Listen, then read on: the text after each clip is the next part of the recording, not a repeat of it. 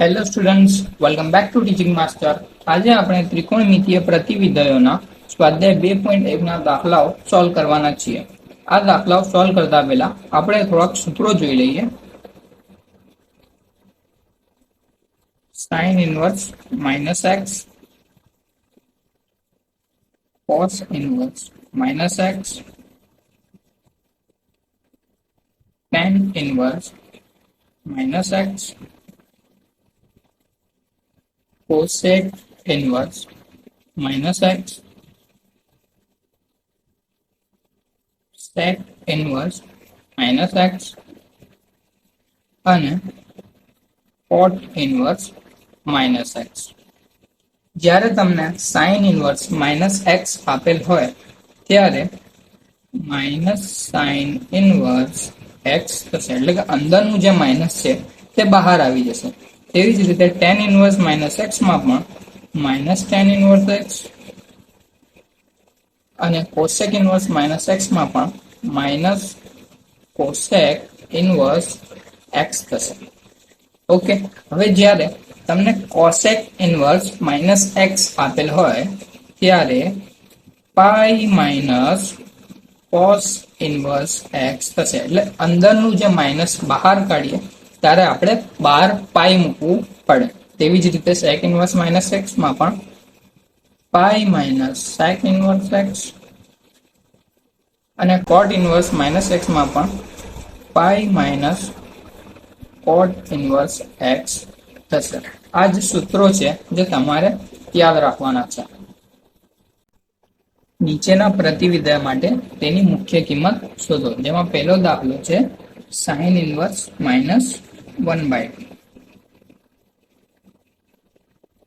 સૂત્ર મુજબ માઇનસ બહાર આવી જશે, તેથી માઇનસ sin ઇનવર્સ 1/2. હવે બહાર અહીં પ્રતિવિધય છે sin ઇનવર્સ. જો આપણે વિધેય sin લઈ આવીએ તો પ્રતિવિધય અને વિધેય કટ થઈ શકે. 1/2 sin માં ક્યારે આવે? માઇનસ sin ઇનવર્સ 1/2 sin માં sin π/6 આવે. sin π/6. હવે sin π/6 છે, જે sin ઇનવર્સ ના વિસ્તારમાં હોય તો તે કટ થઈ શકે. sin ઇનવર્સ નો વિસ્તાર છે -π/2 થી +π/2 ક્લોઝ ઇન્ટરવલ. -π/2 એટલે -90, +π/2 એટલે +90 ડિગ્રી અને આ 30 ડિગ્રી. તો 30 ડિગ્રી એ -90 ની અને +90 ની વચ્ચે છે? તો હા, છે. તેથી π/6 is belongs to -π/2 થી +π/2. માટે આ પ્રતિવિધેય અને વિધેય કટ થઈ જશે અને તમારો જવાબ આવશે -π/6.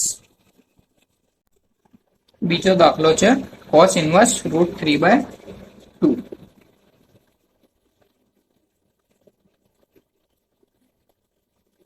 હવે બહાર cos ઇનવર્સ છે, તેથી માટે આપણે અંદર cos વિધેય લઈશું. તો cos ના કયા રેડિયન નું મૂલ્ય √3/2 થાય?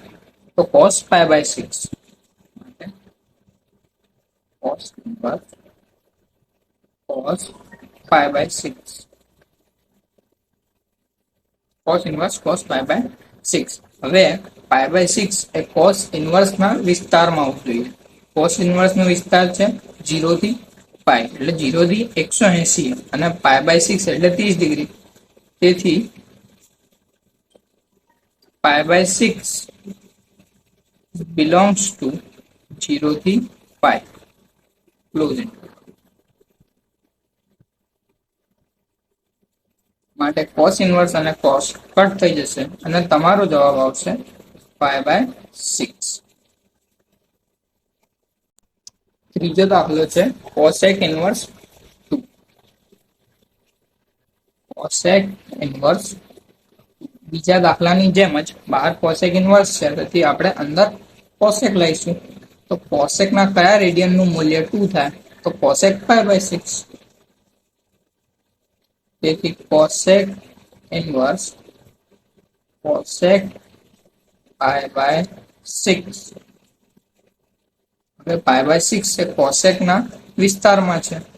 તેથી π/6 belongs to ક્લોઝ ઇન્ટરવલમાં -π/2 થી +π/2 -0. તેથી કોસેક ઇન્વર્સ ને કોસેક કટ થઈ જશે અને તમારો જવાબ આવશે π/6. ચોથો દાખલો છે tan ઇન્વર્સ -√3.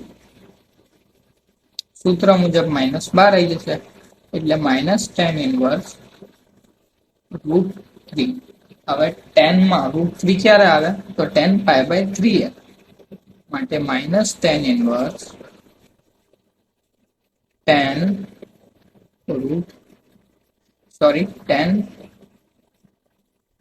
π/3. હવે π/3 એ tan ઇન્વર્સ ના વિસ્તારમાં છે તો હા, π/3 એ tan ઇન્વર્સ ના વિસ્તારમાં છે. π/3 belongs to open interval -π/2 થી +π/2.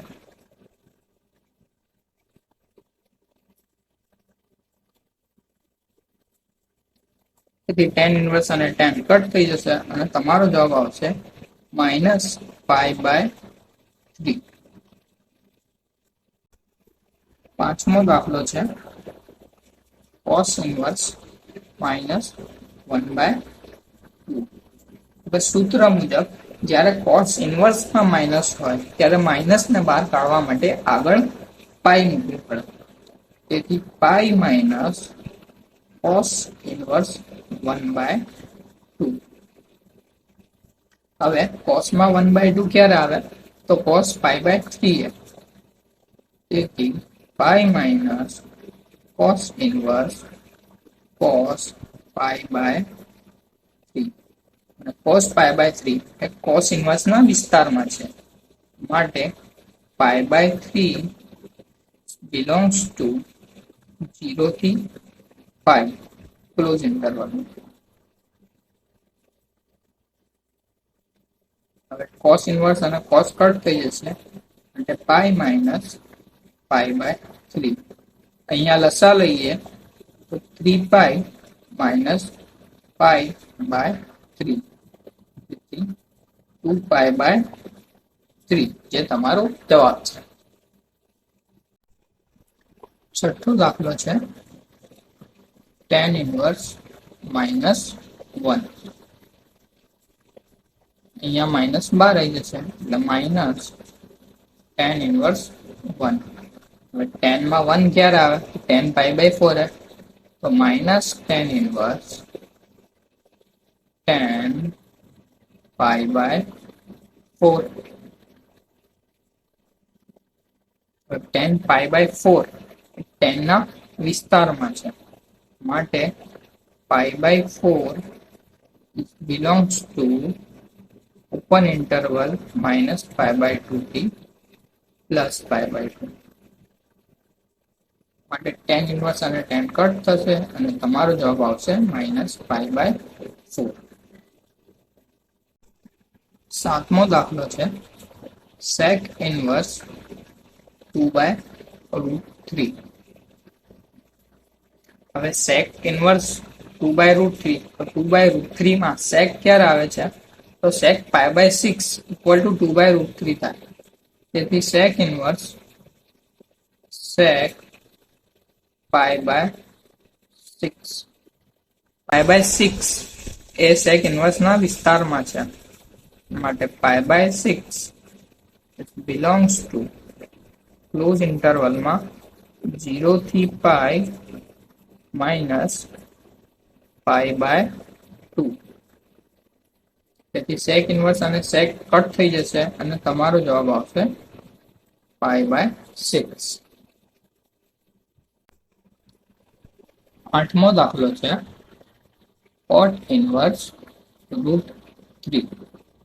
તો cot ના કયા રેડિયન નું મૂલ્ય √3 થાય તો cot π/6 માટે cot ઇન્વર્સ cot π/6 સિક્સ. હવે પાઈ બાય 6 પ્રથમ ચરણમાં છે અને પ્રથમ ચરણ એ બધાનો વિસ્તાર છે માટે pi by 6 belongs to open ઇન્ટરવલમાં 0 થી પાઈ. માટે કોડ ઇનવર્સ અને કોડ કટ થઈ જશે. આપણો જવાબ આવશે પાઈ બાય 6. નવમો દાખલો છે cos inverse minus 1 upon route 2. હવે cos ઇનવર્સમાં -12 કાઢવું હોય ત્યારે પાઈ મૂકવું પડે આગળ. તેથી પાઈ minus cos inverse 1 upon route 2. હવે cosમાં 1 અપોન રૂટ 2 ક્યારે આવે? તો cos પાઈ બાય 4 એ આવે. Pi minus cos inverse cos pi by 4. Pi by 4 પ્રથમ ચરણમાં છે અને પ્રથમ ચરણે બધાનો વિસ્તાર છે માટે pi by 4 belongs to close ઇન્ટરવલમાં 0 થી પાઈ. કોસનો વિસ્તાર 0 થી પાઈ. cos ઇનવર્સ અને cos કટ થશે. Pi minus pi by 4. અહીંયા લસા લઈશું તો 4 પાઈ માઇનસ પાઈ છેદમાં 4 તેથી 3 પાઈ બાય 4.